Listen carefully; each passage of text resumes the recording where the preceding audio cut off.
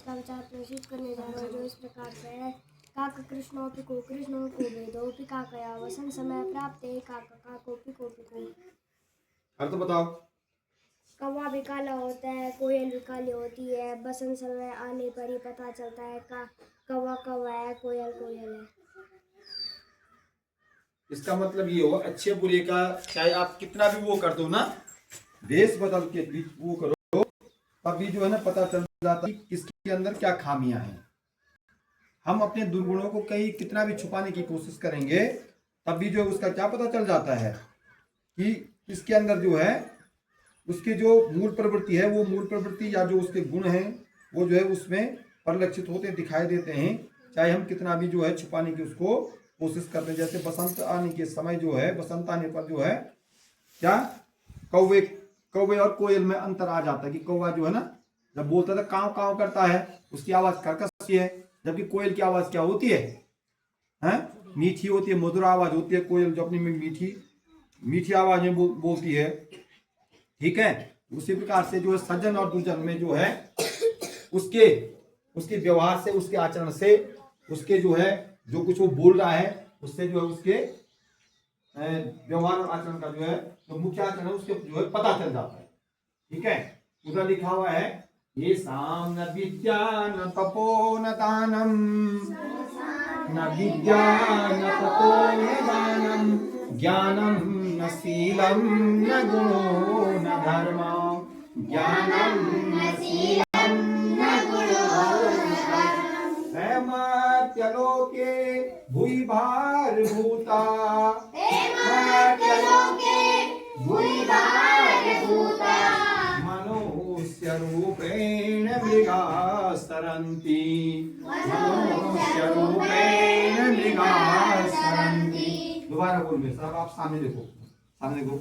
ये साम न विद्या न तपो न दानम, न विद्या न तपो न दानम, ज्ञानम न शीलम न गुणो न धर्म, ज्ञानम न शीलम न गुणो न धर्म। मर्त्यलोके भूरि भार भूता,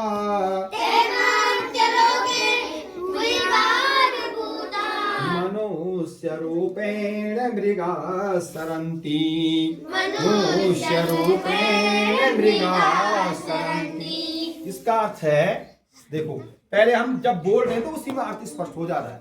ये साम न विद्या न तपो न दानम, ये सामान्य जिसको बल जो है ज्ञान नहीं है, विद्या नहीं है, जिन लोगों के पास ना तो विद्या है, ये सामान्य विद्या, जिनके पास विद्या नहीं है, ज्ञान नहीं है, तप नहीं है, बल नहीं है, शील नहीं है, गुण नहीं। शील माने आचरण, अच्छा आचरण, अच्छा व्यवहार जो नहीं करता है, अच्छा व्यवहार जो नहीं करता, जिसके पास अच्छा गुण नहीं है, अच्छा व्यवहार नहीं है, वो इस संसार, इस पृथ्वी पर जो है केवल भार के समान है।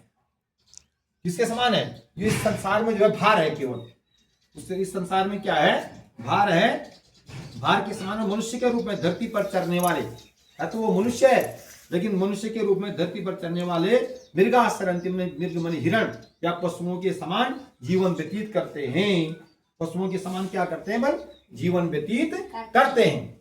वो इस संसार में जो है भार के समान है और वो पशुओं के समान जीवन व्यतीत करते हैं। इसलिए मतलब इसका मतलब हमको ज्ञान भी अर्जित करना है, हमको जो है तप भी करना है, हमको जो है धर्म भी करना है, हमको अच्छे आचरण भी जो है करने हैं, हमको गंदे आचरण नहीं करने हैं, जिससे कि समाज में हमारे कोई लोग ऐसा ना बोले कि किसके बच्चे हैं, ऐसा किसका लड़का है, ये बहुत सुंदर, किसका लड़का है, किसका बच्चा है, कहां से किस गांव का है, ऐसा बोले लोग, न कि ऐसा बोले ये किसका लड़का होगा ये इस ढंग का।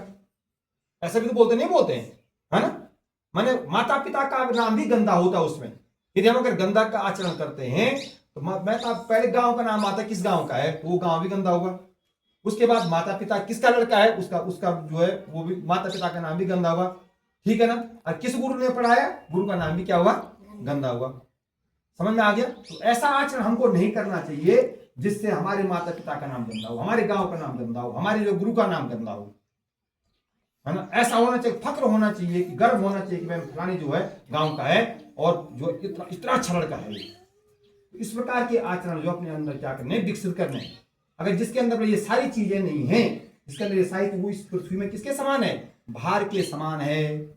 और वो जो है साक्षात पशुओं के समान है, मनुष्य रूप में है लेकिन पशुओं के समान है। जिस प्रकार से मृग घास खाता है ना, ठीक है, उसी प्रकार से वो मनुष्य भी जो है घास खाते हुए मृग के समान है। तो मैंने मनुष्य की तुलना किससे की गई है? पशु से की गई है, पशु से की गई है, जो जिसके अंदर न ज्ञान है, न शील है, न गुण है, न धर्म है, न तप है। तो उसकी तुलना किससे की गई है? पशु से की गई। इसलिए हमको सबसे पहले ज्ञान अर्जित करना है और अपने व्यवहार को सुधारना है, धर्म पे चलना है, धर्म के रास्ते पे चलना है। धर्म मैंने कई बार तुमको बताया धर्म क्या चीज है, ठीक है। और ज्ञान अर्जित करना है, पढ़ाई करनी है। पहला ज्ञान अर्जित करना, अच्छे ढंग से पढ़ना है, पंडित बनना है, खंडित भी बनना है। पंडित भी बनना, खंडित भी बनना, दोनों चीजें बननी है, ठीक। अब नीचे देखो, भारत के कुल 9 पड़ोसी देश हैं, 9, जिसमें 7 स्थलीय सीमा और 2 समुद्री सीमा साझा करते हैं। 7 तो स्थलीय सीमा के हैं और 2 समुद्री सीमा के हैं। स्थलीय सीमा वाले देश कौन कौन है? बांग्लादेश हो गया 1, चीन हो गया 2, पाकिस्तान हो गया 3, नेपाल हो गया 4, भूटान हो गया, म्यांमार हो गया 5, भूटान हो गया 6, अफगानिस्तान हो गया 7। और जो समुद्री सीमा वाले जो देश हैं वो जगह नहीं वहां पे, एक तो श्रीलंका है और एक मालदीव है। श्रीलंका और मालदीव की जिनके साथ समुद्री सीमा रहती है हमारे देश की, ठीक है ना। तो ये इस प्रकार से 9 पड़ोसी देश हैं। इधर देख लो, अभी यहाँ पर भी देखो, डेली ब्लैक बोर्ड अपडेट 1983 और डेट 27 मार्च 2000। अच्छे संस्कार और अच्छी शिक्षा जीवन को महान बनाते हैं। अभी देखो संस्कार की बात आई ना, वही तो विचार संस्कार वही तो हुए, बात वही तो आई ना। शिक्षा ग्रहण करोगे और अच्छे संस्कार हमारे जीवन में होंगे तो जो है अच्छी शिक्षा ग्रहण करोगे तो हमारा जीवन क्या बनेगा? महान बनेगा, अच्छा बनेगा, सुंदर बनेगा, ठीक है। तो सबसे पहले अपने अंदर अच्छे गुणों का विकास करो और अच्छी शिक्षा ग्रहण करो। लाइफ माने होता है जीवन, जीवनम। लाइफ में क्या होता है? जीवनम। आज का शब्द है सुनामी, जापानी भाषा का शब्द है। सुनामी किसका शब्द है? जापानी भाषा का शब्द। सुनामी जो है ना, समुद्र में जब लहरें बैठती है ना, तूफान आते हैं, उसको सुनामी कहते हैं। ये जापानी भाषा का शब्द है। और आज जयंती है पुष्पलता दास, स्वतंत्रता संग्राम सेनानी थे, सामाजिक कार्यकर्ता भी थे। 27 मार्च 1915 को जो उनका जन्म हुआ था। आज विश्व थिएटर रंगमंच दिवस भी है। रंगमंच दिवस, रंगमंच किसको बोलते हैं? जो पाठ खेलते हैं, अभिनय करते हैं, उनको बोलते हैं रंगमंच। समझ में आ गया? पिक्चर बनाना, ये भी सब उसी में आता है, सब रंगमंच में आते हैं। रामलीला करना रंगमंच में हो गया, पांडवलीला रंगमंच में आता है, सारे सारे रंगमंच होते हैं। जो हम पांडवलीला खेलते हैं, रामलीला खेलते हैं, ये रंगमंच में आता है। तो रंगमंच दिवस की हार्दिक बधाई, शुभकामनाएं। और आज की प्रेरणा है कुमारी मीरा। आज का सूरज आरव। आज के लिए बस इतना ही। Thank you everyone.